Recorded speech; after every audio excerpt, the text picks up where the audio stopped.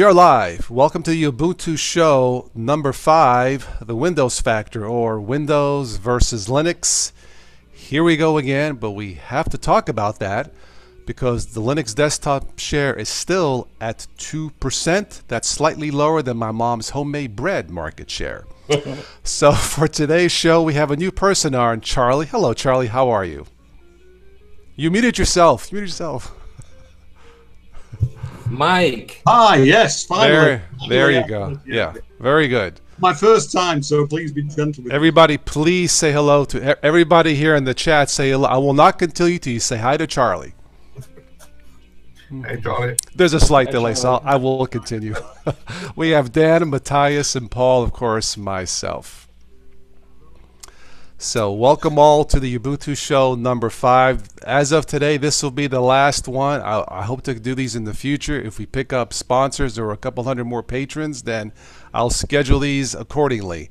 But this is it, the show number 5. And again, the reason I've done these shows because I'm tired of seeing two reasons. I'm tired of Windows users saying Linux sucks. And number 2, Linux market share is still 2%, which is pitiful. After all these years, it really is. So let's change that if we can. Okay, let's make Ubuntu or whoever, whatever, a standard national or global Linux desktop, something between Windows and Apple PC, something in between that's affordable for the mom and pops. All right, so Windows versus Linux. What I did here, I had 2 subscribers post 2 rather lengthy comments. Thank you. I won't mention their names in case they want to be anonymous, but to those who wrote these comments, thank you for your time. One is pro Windows, and then one is pro Linux. Let me read these, and then I'll let the panel here speak their mind. So this is, the first one is pro Windows. All right, this, he says, or she says, I'm not sure who it was. This person says, to be frank, it is 2019 now. Except for the telemetry and the data collection thing, every pro-Linux, anti-Windows argument from a technical standpoint are pretty much moot. Most of those who advocate Linux have probably used back in XP or early days of Windows 7 and use arguments that are simply no longer true of Windows. These days, Windows 10 just works. I would have to agree, putting aside the rest of it. Windows 10 just works. I tried shifting to Linux so many times, tried several most popular distributions. At first, things appear fine, and I am happy to have switched, but a week or two and something has to come up that becomes a game breaker for me. Nice pun there, game breaker. On Windows, the experience is consistent, no unexpected surprises. Not entirely accurate there, but I get it. Windows is slow? Nope, he says. Ever since Windows 8.1, Windows has seen a lot of speed improvements and resource usage improvements. Interesting. And Windows 10 will probably run better on older hardware than Windows XP or Windows 7. Not entirely accurate. Crashes, BSODs, I haven't seen those for like 5 years now. I haven't either since Windows 7, so I give Windows credit for that. Viruses, these days, the built-in Windows 10 Defender is actually enough protection as is. For the most part, I agree. Linux is not inherently more secure. It simply has much less market share and therefore hardly any viruses. Would Linux have the same amount of people using it, it would be a completely different story. For the record, I use Windows without an external antivirus for 10 years. Never had a virus problem. I would have to believe it. Okay, UI, user interface, is simply better, makes more sense, and is more intuitive than the absolute majority of Linux distros. Maybe. Face it, it's 2019. We want our technology to be appealing to the eye, and Linux is anything but. Not entirely accurate, but I'll let it go. Surely Linux can be customized, okay? And at this point in time, the user experience should be great out of the box. Mint, Linux Mint, being probably the most reliable of Linux distros out there, looks very dated, old, and way too 2005. It does? I don't think so. Ubuntu? Ubuntu? Well, this person says, GNOME is simply too radical for people who are used to a standard workflow. Don't even get me started on DEs like XFCE or Mate. They are outright ugly. I don't think so. the fact that Linux people make everything look like it's from back in 2005 and take it as an advantage explains a lot of people why Linux just won't take off as a desktop OS. The user experience, and we are getting close to the end here. The user experience, say what you want, but Windows is Windows. For someone who grew up using it, there is not much initiative to switch. Sure, Windows can have its own problems, but every time it breaks, we know how to fix it more or less. It's familiar. You know what to expect. You know what can go wrong, and most of the time you know how to fix it. If not a solution on the internet, is probably one Google search away. Sometimes so is Linux.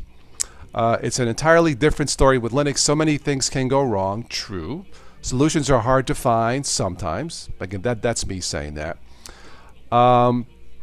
Let's see here. And a lot of times are overly complicated because anyone who tries to help you assumes you are some terminal programmer wizard with a neckbeard who is willing to put 2 hours in fixing your problem. That would be like 2 clicks away in a window. I think he means unfriendly forums. That has been a problem in the past. Finally, he says, this is not 2005 anymore. Hell, it's not even 2012. Windows 10 has come a long way, and to be frank, provides a very smooth user experience. Telemetry can be disabled with workarounds if it bothers one so much. You can, but then with the updates, they turn back on. That's the Windows Pro comments. Let's start with Charlie. Well, yeah. Throw me right in the deep end here. That's straight away. Oh, yeah. Well, yeah, I mean, a lot of the stuff is very fair, what they have to say. I'm not totally against Windows, but it's there. The opinions will change when licenses have to be paid, and I think people start to have a little bit of a different opinion. Yeah, there are certain problems within the Linux community. You know, everything is very technical. I mentioned in one blog post about the word terminal, and once you start talking about a terminal, then people just switch off straight away. Bye. Yeah, that's it, gone. You know, I mean, I think 90% of the Windows users, probably even more, won't even open a command line. I mean, if I said to my mother, just enter this code into your command line, she would just look at me like I was from planet Mars. So that's where the benefit is. And until Linux starts to get a bit of a more easy reputation, then it's going to be very difficult to get people to change over. And once we get more than 2%, then more programs will come available. And also, you know, open source is still very new. People are only starting to make actual money out of it. A lot of stuff was actually just being done by the enthusiast, but now we're starting to see, like for example, with Elementary OS, where people are starting to make a little bit of money. So this sort of distribution is going to help people move forwards, I think. Yeah, very good points there. They, as far as terminals go, my favorite terminal is the Orlando International Airport. Well, I used to live there, Charlie. So anyway, there are a lot of good. Back when I started with Linux in 2006, it was none of it was for newbies. 2010, it got a little better. Now some of it is. And back when I started the channel in 2010, there just wasn't enough channels out there for newbies to tell it like it is. That's why I started the channel back then, to help beginners, newbies, stop here, ask your questions, because I understand the pain and suffering you've gone through to try Linux. Been there, done that. Distro hopping for 10 years, I finally stopped. There are many good Linux channels today on YouTube, but it's geeks talking among geeks. You can't really have that format for newbies because they'll be lost. There's nothing wrong with those channels. They're wonderful. But it's easier to have a newbie channel, as I call it, still is my channel, designed for beginners and more advanced somewhat, to make the potential Windows market, you know, those millions of potential Linux customers, have a place to ask a question, to say hello as a Windows user, you know. But you're right, until Linux becomes more mainstream, somewhat, where mom and pop can walk into a store, a Best Buy, a Walmart. Oh, that's Ubuntu. Well, let me try it out. It's only 400 US dollars. I think that's worth a shot. That's where you can sell Linux more and prove to the customer it's not a geeky machine. This is not made for geeks. It's not made for advanced use. It's made for mom and pop and junior there. All right, Daniel. Okay, I can remember a time. Could you actually recommend something like Windows for work groups or Windows 95 for a newbie?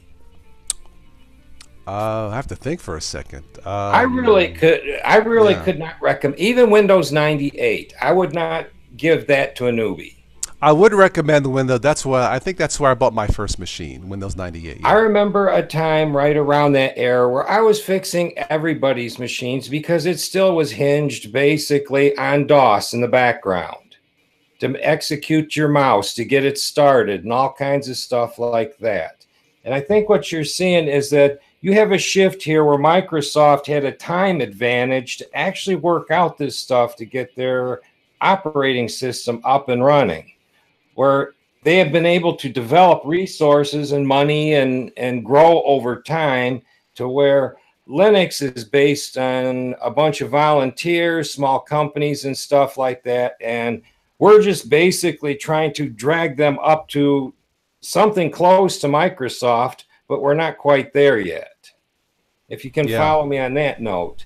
But there's a time where other operating systems had these hiccups too. And, you know, to give them to a newbie, you know, it's going to come back and bite you. How do you do this? How do you get my CD player quit working? How do I get it to start working again? I can't burn a music disc. It don't work. How do I fix it? We're here with Linux now, and you know, unfortunately, this is better times. Hopefully, there's some better support floating around, and that we could get Linux up in this era where we can design such a device for $400 that will cover most things that most people want to do. Just because history, we've seen how it's played out. Now we know how it's going to play out for Linux. Okay. Matthias from Sweden, what are your international thoughts? Apple have the Genius Bar. We can have the Mars bars. Okay. I'm joking about Charlie's terminal. That's for Mars. Okay. You got to remember there was DOS before there was Windows, and you had to use a terminal for that. Yeah. Yep, I used to. But then people didn't. So the moms and pops or families didn't have computers at home either at that time, not as today.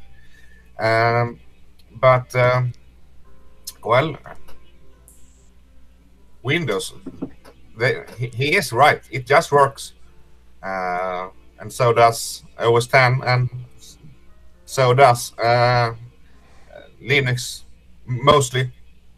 If you use something like Ubuntu, or straight Ubuntu, and for the normal user, they use Facebook, they do banking, email, web games, and if you do that, it doesn't matter what operating system you're using.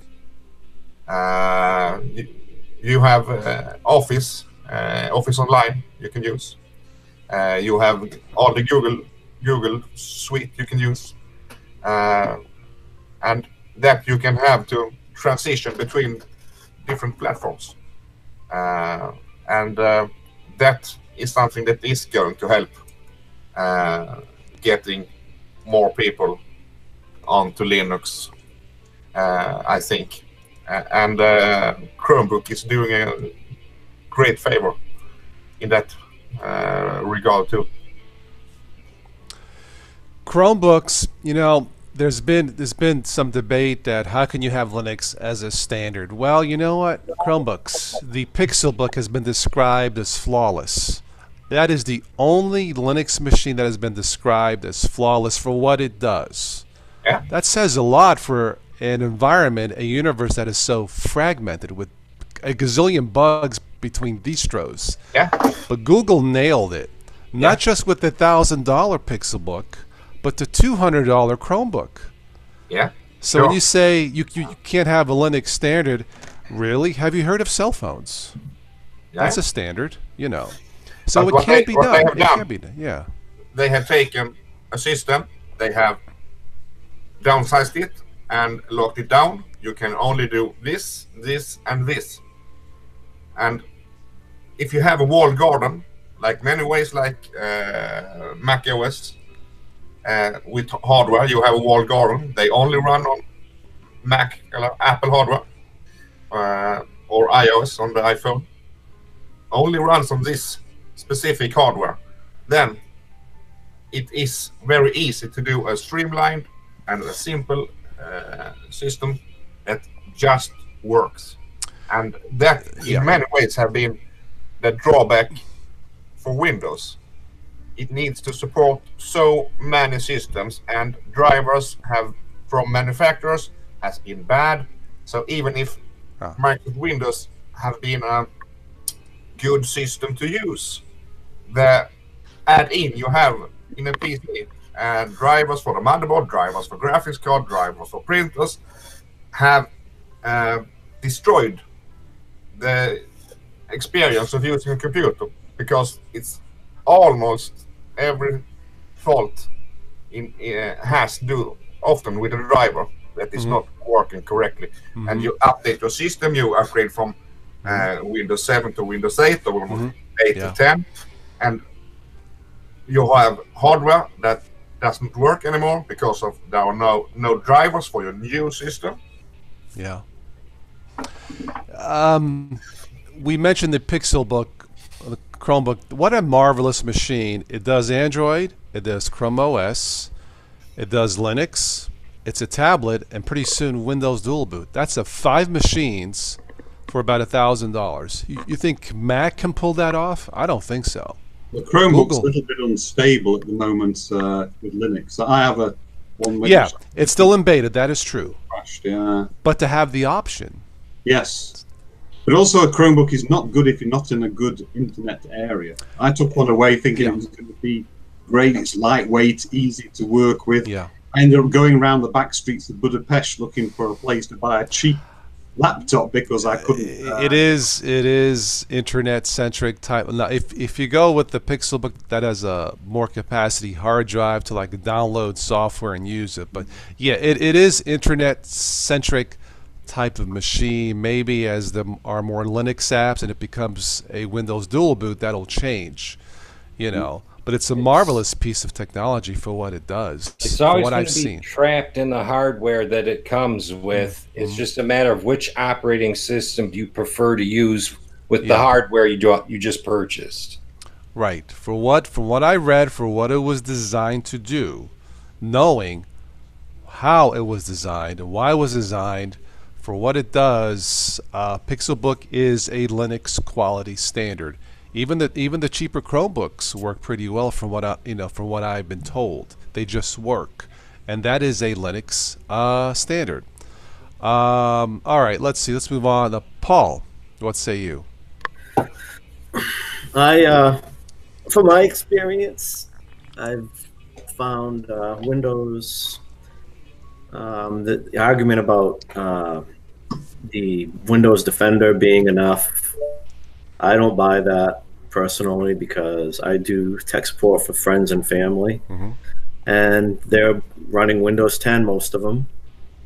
And when I usually get a call, I'll look at their computer, and it's usually, they don't do anything, they're not visiting, nasty sites or anything like that. They're just doing like banking and stuff and Netflix, and they have all kinds of malware on their systems that they don't even know how they got. It's Mugen made a point too about Windows, that Windows just works because most of the software is written for it. Right. Sure. I get so frustrated when I'm on Windows, because it seems like every time I'm trying to do something, it wants to reboot, or You know, I'm in the middle of something important, playing a game or doing something important, and Windows wants to reboot, or it just slows down because it's downloading something in the background, or I don't know.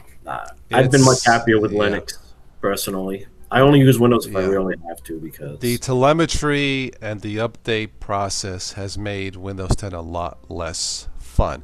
It doesn't mean it doesn't work. It doesn't mean it's not stable. It doesn't mean it can't be safe. It's just too much going on, and it makes the experience less pleasant than, say, Windows 7. You know, as far as the malware goes, in my Windows 10 machines, I use Windows Defender. That comes standard. I install Super Anti-Spyware, Malwarebytes, and that's it. If you have a non-pirated Windows 10 machine, okay, not that somebody gave you for free, if you bought it, it's legit, I do believe Windows 10 is the safest Windows out there.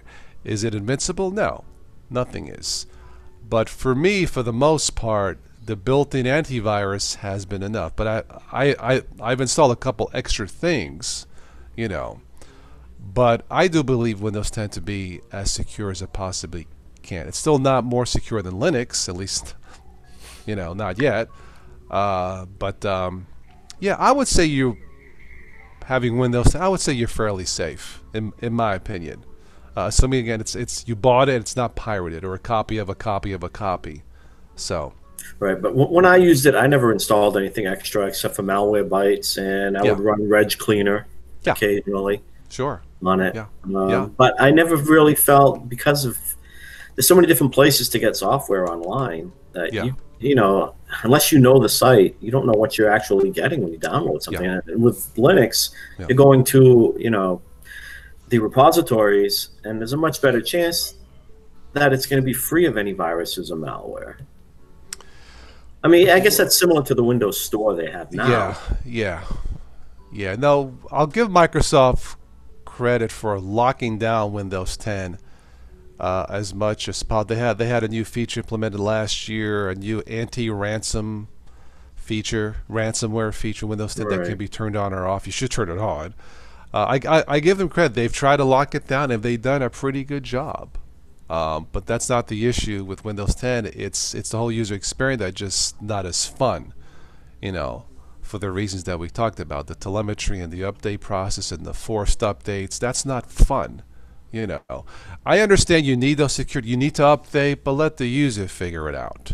And if they choose not to update and it crashes and it gets virus, well, that's the user problem and not Microsoft's problem, you know. Right. All right, Steve, I know you pretty much migrated away from Windows to Peppermint OS. How did you do it, and why did you do it? Well, I think most know my story about the little laptop that my wife got, and that's got me into foray, got it, you know, into Linux. Once I started using it, I liked it. I mean, it was just easy to use.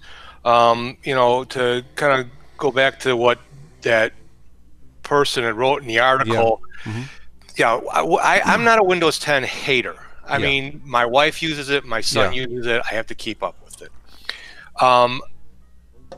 It is not a bad operating system, but for something coming from a company that has billions of dollars and sources that most software companies can only dream of, the system should be flawless. It has never been flawless. Well, if we go back to like the 95, 98 early XP days, especially 95 and 98, for me, actually taught me a lot that once I got into Linux, I was able to fix things because it was always broken. Windows was always broken. You can just download any software in that. Windows 10 today is much better. I just run Defenders on my wife and son's computer. In fact, I took Norton's off my son's. Have not had an issue in that. But as far as like with the updates and that, for that person to say how stable it is, it really isn't. I mean, it's good, but I look at where it comes from. It should be like you talk about the Chromebook being flawless, the Pixelbook. It is not flawless. You know, but It's just the way that Windows was going. I didn't like the lock on. Didn't like how some software that I had on Windows 7 I couldn't use on Windows 10 because I got rid of DRM and all that kind of stuff. That's what made me migrate to Linux. Once I did, and once I started using Peppermint, I've been on Linux full time now for a year and a half, if not more. I was dual booting before that. I have not, in any of my workflow, have gone to a Windows computer. I have not had that need. I wish we had Tim on the show because he owns a couple Chromebooks, a couple Pixelbooks, and for him, it's been a flawless experience. Again, for what they do, for how they were designed. All right, welcome all the people who came in late in the live chat. So I read a pro Windows comment from a subscriber. Let me read a pro Linux, and then we can follow up with this comment here. Linux is perfect for me. It's so much better than Windows. Just tell me that by using Windows you've never had even once blue screens of death, a computer that can't reboot. I've had that in Linux. I had a black screen of death. Viruses, malware, spyware, privacy concerns, wasting your time trying to fix just one single issue on Windows. I've wasted my time on both, but that your Windows updates have always downloaded without stopping in the middle of the process, asking you why it didn't work and why you need to start again and waste your time. Needed to download new drivers, internet connection issues, got a virus from downloading programs. There's something you don't seem to realize yet, but you will soon have to pay an annual fee for Windows, just like what will happen with Windows 7. Well, let me tell you something for those of you who have never used Linux. Linux is free, easy to install. Some Linux is easy to install. Lighter. Some Linux is lighter. Faster. Some Linux is faster. He's not saying that. Almost virus free. Fair enough.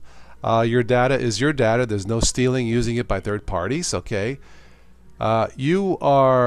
You're problems free, meaning you are problems. I don't know what I'm trying to. You're problems free, meaning that you boot your computer. You don't have to attend to it. You don't waste your time starting programs to keep it clean, to remove any virus or any repairs of any sort. You start it and you go straight to what you're using it for. You have a feeling of peace because you never ask yourself whether your computer will start. It will. Well, maybe ask Manjaro users about that, right? But you may be afraid to take the next step. I was too. He says, but it's very easy. You can keep Windows if you want and use both systems.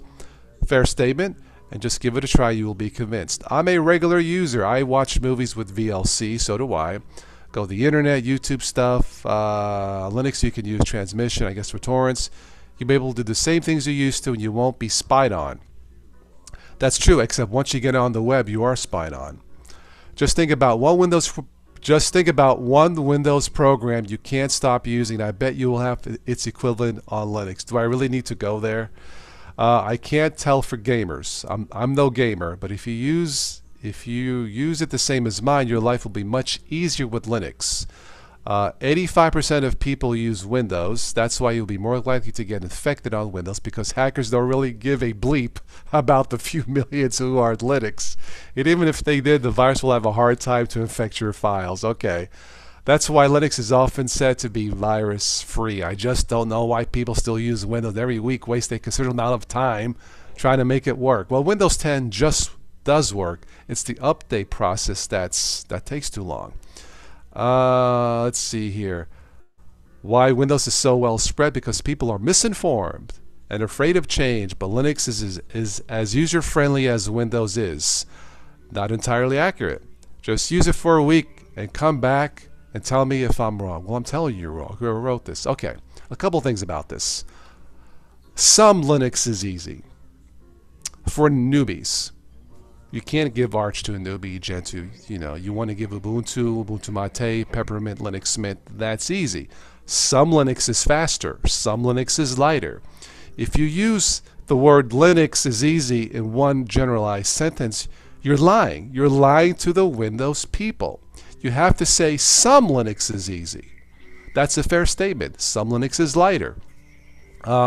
Some gaming plays very well in Linux. But if you are a gamer, you have to keep using Windows to avoid any potential problems, at least from what I've seen so far in 2019. So if we just trim the fat over the extravagant statements about Linux and tell the Windows user the truth, I think that's one step towards possibly making Linux, giving it a higher desktop market share. But you just can't say in one sentence Linux is easier than Windows. They'll laugh at you, you know. Okay, Charlie, what say you? Mike, Charlie, Mike. Sorry, I keep Yeah, it's this big thing, little thing, you know. Okay, no, my sorry. debut, you know, on these things. It's right, That's okay. Yeah. So, you know, if we all get behind, as you've been trying to do, one distribution, then that would be a good step towards making everything a bit just about equal. You know, when you buy an item, you get it with Windows installed. So it's all been finely tuned and programmed to make sure that it actually works on that system. Whereas Ubuntu hasn't been tested on the thousands of laptops and computers that it's trying to be installed on. So there's all extra problems and all different things it doesn't work with, which also gives Linux a bit of a bad reputation. And once you start talking, some people you speak to they're so enthusiastic about their own distribution, like Arch, they will tell somebody, oh yes, that's the only way to go. And then you watch a YouTube video and you see, my God, you know, what do you have to do to install this thing? Can't I just go and buy something off the shelf? So, you know, if we were able to get a decent laptop, I mean, I just bought a new laptop now it was secondhand for £200. That's about $220. It's the X1 Carbon. I got it off eBay, and it installs onto that laptop absolutely perfectly, and it runs like a dream. There's not one problem. It's an i7. I've got Ubuntu with the GNOME desktop running like an absolute dream. You know, you cannot, if people had a go at that and saw that, then they would be, well, this is the only one for me. You know, this is much better. But when you watch the videos and you talk to people, either they're over the top with their explanations, or they're recommending you just to stick Ubuntu on any old machine, and of course that leads to all the problems that go with it. Okay, that's the first statement. Yeah. The one thing I can tell Windows users, as a Windows user still, try it. Try a form of an easier Linux. Can I guarantee it's going to work for you? I can't. But it's free. Try it. You might get lucky. Maybe it'll be compatible with your hardware. You know, I have Linux on multiple ThinkPads. ThinkPads, for whatever reason, play nice with Linux. Is it going to be a perfect experience? Probably not. But try it. I mean, how Linux cannot go wrong. I mean, if you just show somebody the software store and say, okay, open that up, everything there is free. Yeah. Just click on it. It's like, if you explain to somebody on their level, you say, if you want to install that, you just click on it. Right. And if it doesn't work, just delete the software. And now with the introduction of a standardized quality, with the snap packages where all the dependencies, all of it are pre-included, so you don't have to search for other pieces of software to make that package work. We're one step closer to that quality standard with snaps or flat packs or whatever, you know. Daniel. Well, Linux is kind of a unique horse, and then if you're going to move into Linux, you're going to be in the Linux box. Unlike if you're in Windows, you're going to be in a much bigger Windows box.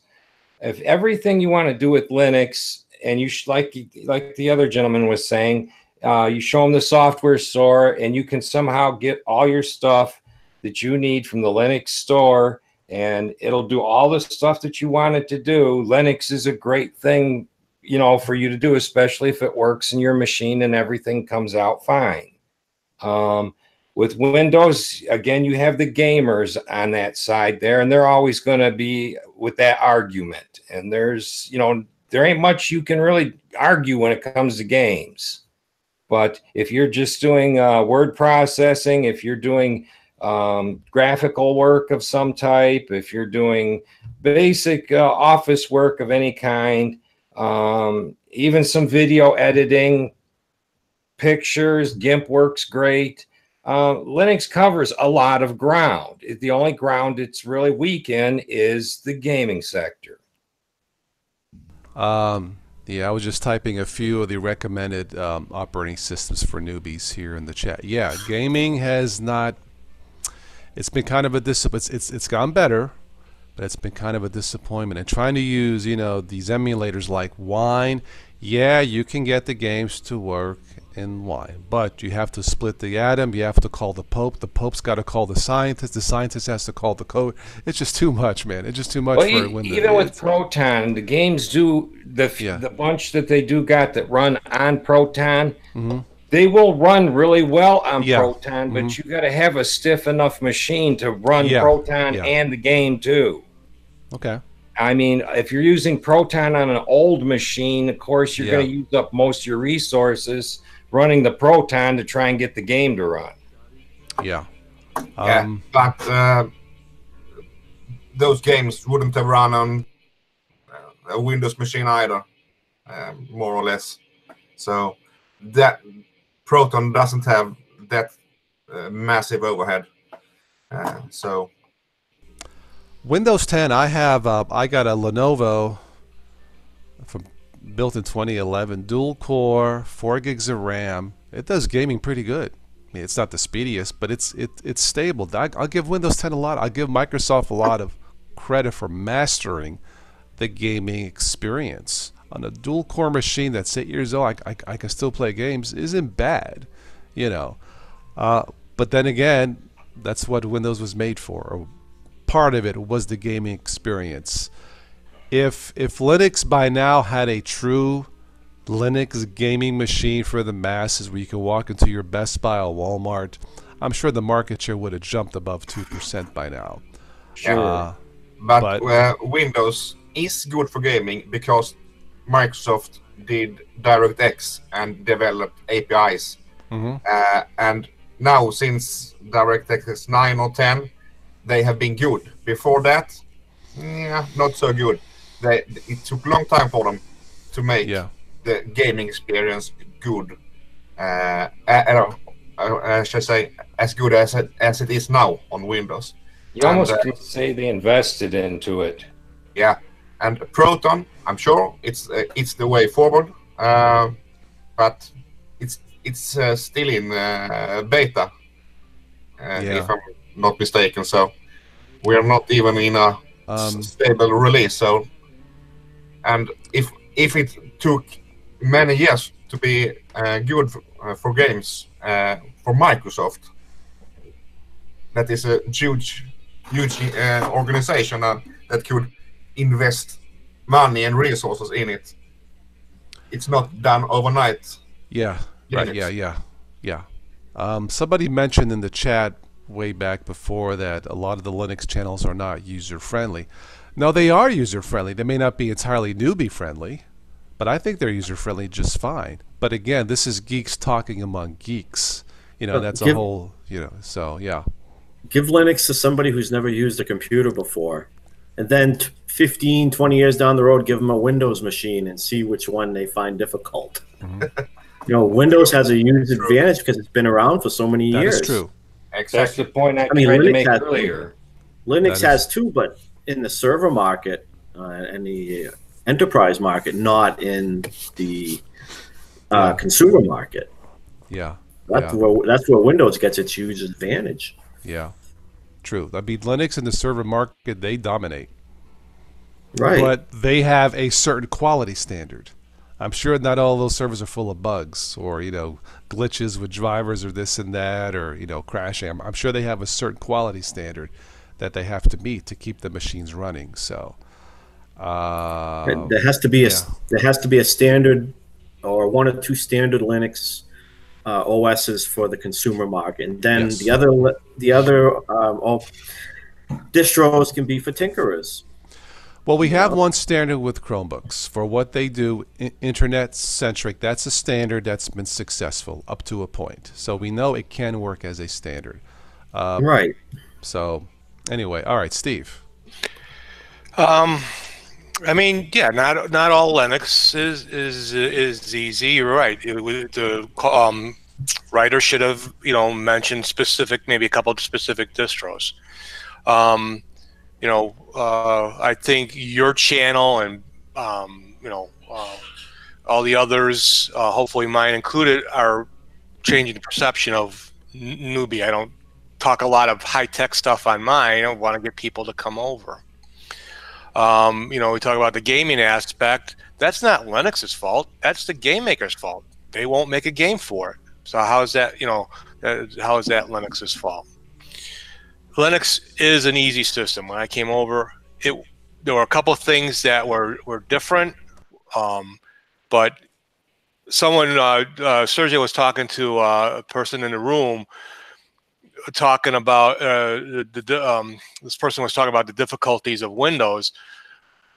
How many, and I've mentioned this before, how many have gotten an Apple tablet, an Android tablet? Totally different from Windows, correct? Totally different. Who's had problems with that? You see people on it right away. Maybe what's changed that is the perception is the telephone or the smartphones, right? That's totally different than Windows, but people are able to use it. Little misaccuracies on both sides of the fence, but the truth of the matter is you get the right distribution, you get with the right people, and it just works fine. Chiku, that's who, did you have problems learning your tablet? Or was it, it's so different than Windows, I can't learn it? No. But, when people say they can't learn something or it's too hard, they haven't really given it a try. I think we need to separate or not confuse ease of use with quality, because something can be easy to use, but it's one bug after another. You need to have both the user experience and that quality standard. Yeah, if I give someone a machine with Linux Mint or Ubuntu Mate, yeah, click and go. But if it's full of bugs, then you defeat the purpose. If they try to download drivers or their printer drivers don't work, you defeat the purpose. Right. Windows has had, from the get-go, a foot in the door, keeping the other one closed to keep operating systems like Linux and that out. They've had every manufacturer, every computer manufacturer work on the computers that those went on. But, what also Linux doesn't have is, okay, you buy a computer from HP, you buy one from Asus, you buy one from Dell. Now they decide they're going to put their specific software on it to help you manage your computer. Now you have stuff that you don't really need. How many times you see on a commercial now, you see for these registry cleaners or keep your computer clean or keep it fast. Windows 10 doesn't really need that anymore. It is a more efficient system than what it used to be. But that perception out there is still Windows is slow and it has to be cleaned up. The issue with Windows 10 isn't bugs. It's telemetry, slows you down, nagging for the reboot or reboots at the most inopportune time. We've talked about this before. It's the politics. It's not the bugs. Linux still has a bug perception because it is generally full of bugs. Unless you pick specific distros with a higher quality standard, and I've noticed over the years that Ubuntu and the Ubuntu base family seem to be a little bit more polished for whatever reason.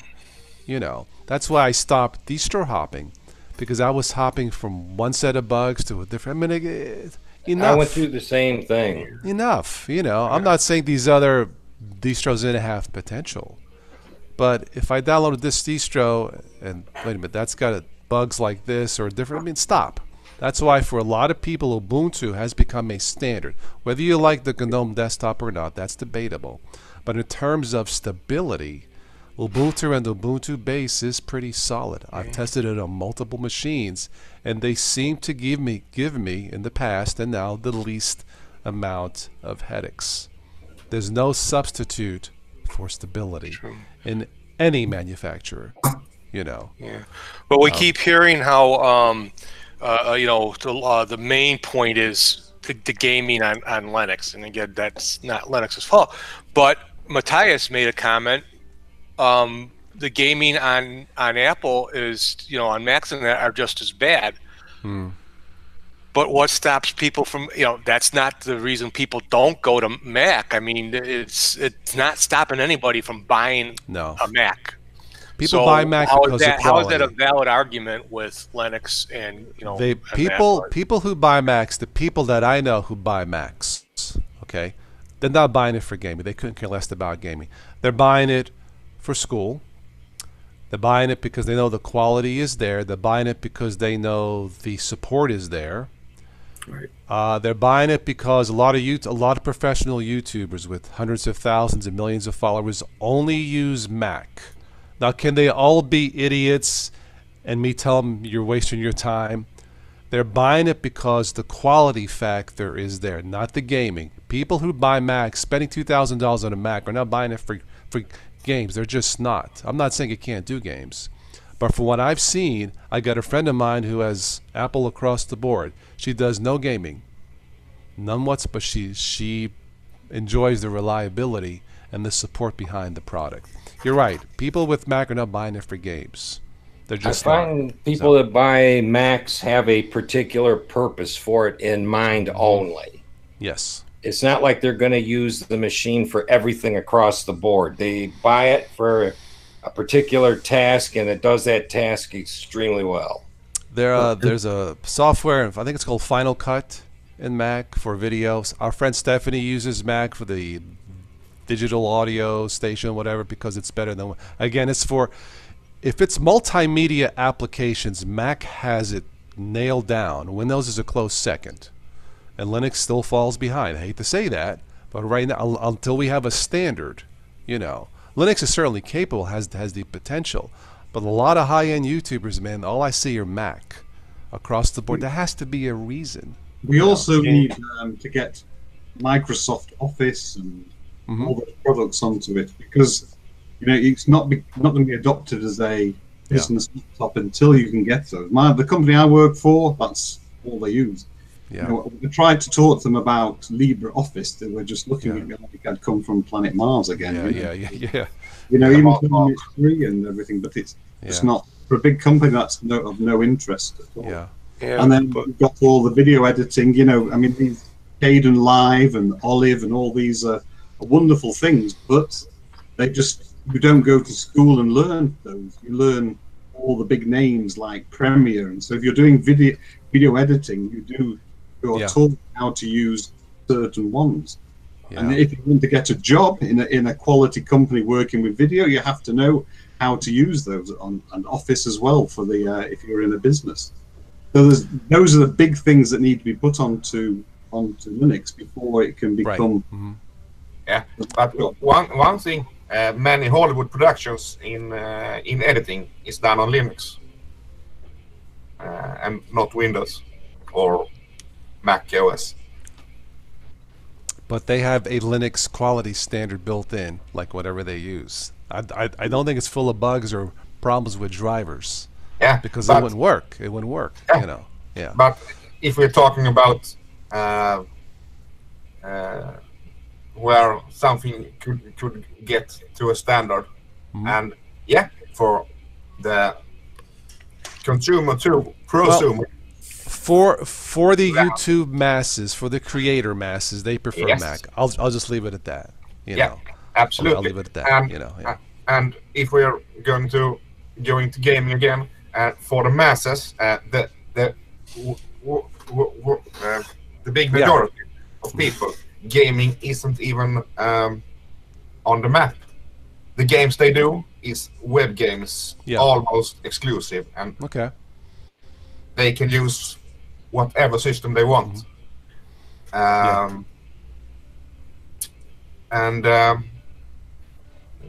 about games and Windows again, up to around 2000, 2001, if you were gaming and you should have a good experience, you ran all your games in DOS.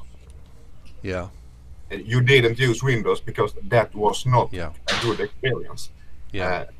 Should you have the most Windows had such a large overhead in performance that it stole from the performance of the game.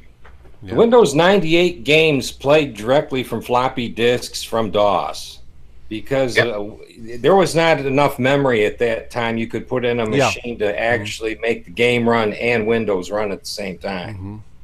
Yeah. It really wasn't until Windows XP kicked in that the gaming world started to expand. And then you had your console games that took off really. Xbox in 2001, So right. The discussion about games is and in this series we're talking about Ubuntu and Ubuntu machine for $300-400, and in that market segment, no one is gaming, not that kind of games. Those games they play, it's web games almost exclusively. Right. Or they are fine playing Tax Court if they find it. Fine. Yeah. That's entertaining for that group. I think.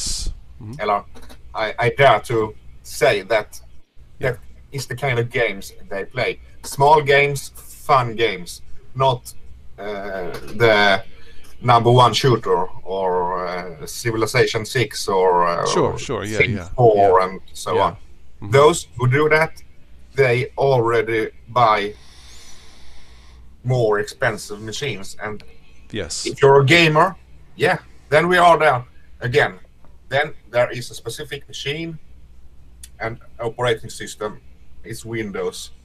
And they buy it likewise that those who do music and video often buy Macs and so on.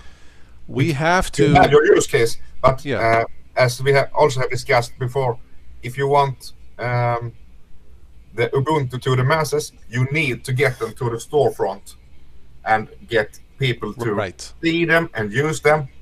And Microsoft is #1 for the masses because they are at the workplaces and they are at schools. Yes. Not at schools that do music or video. There they use Macs, and those people continue to use Macs. It's perfect. We have to change. You're right.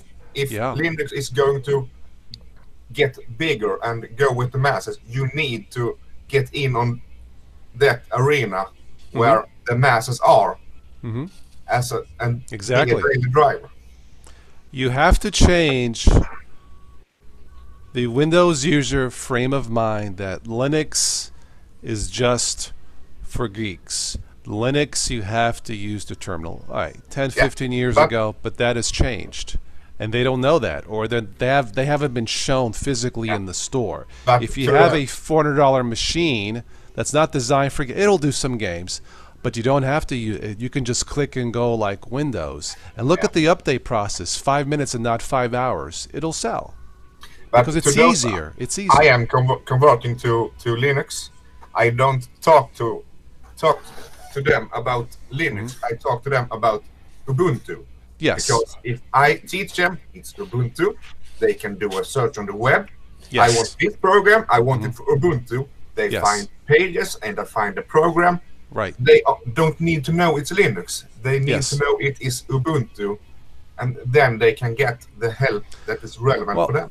Here's a nice psychological trick. When Windows people say, "Oh, Linux is for geeks," really? What about your cell phone? Is that hard? No. Oh, what about your tablet? Oh, well, that's Linux. So again, some Linux is hard. But it's not Linux. It's Android. But you explained it. Did you realize it's based off of Linux? Yeah. I bet you they won't know. You can do that later. But true. Or just the fact that it's not Windows, and you learn just fine. Right. But I agree. You need to have a physical product. And I don't know, which one's the show me state? Show me. Okay, show me. I want to feel it, touchy feel it. Show me that this is easier or just as easy as Windows. And it won't cost me $1,000 or $2,000. Show me. It'll sell. People are always looking for a good deal. People are always looking for less headaches, less worries in life. People are. It's human nature. It's who we are as social animals. But you got to show them. Prove it to me. No more BS. Show it to me. Yeah, the problem is also that if you walk into a shop as a buyer and you purchase the Ubuntu machine, you bring it home, and you're not particularly techie, and then you have a problem, who do you turn to? Now, all your family work, all your family neighbors and everybody like that who could help you with the Windows machine, they're going to be totally stuffed when it comes you're right. We talked about that. The machine should come with a welcome video, how this works. It should come with some free support for a number of years, you know. And there's plenty of support on YouTube. There's me and a bunch of others on how this thing works. So I don't think that'll be, as long as you have the built-in free support, I don't think that'll be a problem in the long run. It just has to work out of the box, ready to go, with the welcome video and say, okay, the machine works great with Epson printers, and that's it. Sorry. Tell them ahead of time. So if you buy a Canon printer, you're gonna have a problem. Again, you have to handhold them a little bit, you know, in the beginning. But if you're honest up front, I think they will be willing to take a chance, because a lot of people are not finding Windows 10 pleasant. They just aren't. I think also there needs to be more videos online about what you can do with your Ubuntu machine. You know, most of the videos you watch on YouTube are all about distro hopping. Somebody trying this one, trying that. That's why I stopped doing that. I do a little bit more newbie stuff, how to, and yeah. They don't talk about the actual program so much. So if you go on and just type in the word Ubuntu, you get lots of different people who are trying out Ubuntu. They're not showing you that there's dark table for this or that and that. Not in the same degree as you would see for Windows. Well, that's right. I've tried to keep this as much as I can as a beginner's newbie channel. It's hard because I'm not a newbie anymore, but sometimes I have to put the brakes on. Okay, whoa, back off, slow down, and find my target audience, because there's millions out there who don't use Linux for that reason, that they just don't getting it. It's too hard, you know. Yeah, that's why I do most of mine on little programs. You know, there's enough on, you know. There's 200 videos when Ubuntu first comes out, or any of the derivatives. But what about the little programs that work? You know, it's like always a side note. Yeah, and those are some of the ones that I really spend time looking for, is demonstrations of programs that people are using to do their everyday workflow. Yeah. You know, what good's the operating system if you can't run anything to make any product out of it? Yeah. Well, we need to wrap this up here. Just discovered Auto Key, which is an amazing little program, but people don't talk about it. It's, you know, you just enter a couple of letters and it types in the whole sentence. Yeah. I mean, you need to start. You know what? Before we went live, I was telling. I got my first smartwatch for $10. No. For $10, based off of Linux. That's the potential. This is my bonus for doing all the shows, you know. But no. Does it tell cannoli time? I have. That's gotta. It's probably in there somewhere. I have to play. I just got this yesterday. Does it open the trunk on the caddy? Let me try. Hang on. No, it does not. Anyway, but again, that's Linux. No, I know it's a throwaway watch. I don't care. You know, if it breaks tomorrow. Does it shoot freaking lasers? No, it does not. Oh. Let's get not carried away here with Linux, okay? But again, for $10, $10 stinking, and it works. If it lasts a year, it's worth it. I'll buy another one. You know, we know that Linux can be stable because look at all the servers that have been running for years. The potential is there. The potential. My Ubuntu Mate 1810. It's only 9 months support. It's not a lot. It's stable. If Linux wasn't stable, would the internet be running on it? I mean, come on. We need to put that mentality in a national or global Ubuntu Linux desktop and show the Windows user, hey, you don't need a terminal. You don't need to learn code. You don't need this. Just click and go. Why is Linux running the space station, the International Space Station? Why is Linux on every supercomputer? You don't have Windows on any supercomputers. Yeah. You know, I have 22 days uptime on this machine, and I have all the latest software patches up to date. Yeah. Do that on Windows. No, you can't. We don't have to convince us geeks. Yeah. So, well, there you go. We don't have to convince us geeks. We have to convince the masses, the potential hundreds of millions out there. And the way you do that partially is with this, what we're doing, we're doing on this channel. And then the next step is a physical presence in the store. An Ubuntu machine or whoever. It doesn't have to, but I picked Ubuntu because I started off with Ubuntu. A physical machine, You tell the customer, this is what it does not do. You get a 30-day money-back guarantee. Give it a shot. They'll take that home, and if you told them the truth and they'll see how fast the updates work, why would they want to return it? Serious, unless it was defective, granted. But why would they want to return something that's easier in some ways, and maybe many ways after they got used to it, that doesn't force you for the updates? Why would they want to return that? Yeah. You know. And as a last word for me, like the X-Files, the truth is out there, and Linux is everywhere. Well, as I said last night on the Biddle Show, Ubuntu rocks, Bill. Okay. In the word of Schwarzenegger. Wouldn't that be great to have Schwarzenegger as the spokesperson? You must try Ubuntu. You will be terminated with butter. Okay, no. Come with me if you want to live. That's right. Anyway, we need to wrap this up, so let's go across the panel here. Charlie, little final word. No, it's great being here for the very first time. This was a new experience for me, you know. Thank you for stopping by. It was an honor to have you on. A new face on the show is awesome. Awesome. Thank you. Daniel, final. If you're buying a new machine or considering buying an old one or build one, before you open your wallet and spend that $200 and give it to Microsoft, download a Linux distro. Ubuntu would be a good choice. Try it out. Take a look at the software store. Look at all the things that are in it that are free that don't cost you nothing, where if you're buying Microsoft software, your wallet's always open. And on that note, that's really all I have to say about Linux is give it a shot. Give it a fair shake. You don't have to give up Windows. Buy an inexpensive ThinkPad for $200. As long as it has 4 gigs of RAM, you're good to go to test just about any Linux. You don't even have to buy Windows until you come across something where you absolutely have to use it. Correct. Matthias, final word. Yeah, as I said, Linux is everywhere. Nice shirt. Paul. Here we go. I say go for it. You get nothing to lose. It's free. What do you have to lose to try it? True. That's true. All right, Steve. Yeah, just please give it a try. Don't. It's like when you talk about food and someone goes, "Oh, I hate that." Well, have you ever tried it? No, I just know I hate it. Okay, give it a try. There's plenty of tips. I'll zap my channel. I did a little tutorial on how to put on a USB stick and test out a Linux distribution. It's relatively simple. Switch to Linux got it. I think you've done it right, Toss. It's really simple. Give it a try. You might like it. We're not Windows haters here. We're just giving you an opportunity to try something different and actually maybe a little bit better. And when we say try something noobish, we're not saying Arch the first time. No. Or Gentoo. Nothing wrong with that. Those distribute. Once you get more advanced, awesome. But at the beginning, make sure you pick the right one. You have to pick, because if you pick the wrong distribution, that's your fault.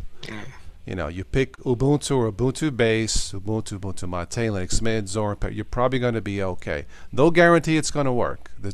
We can't say that. But, if most of it works, maybe most of it is impressive, but you're not ready to take the plunge to replace Windows, that's completely understandable.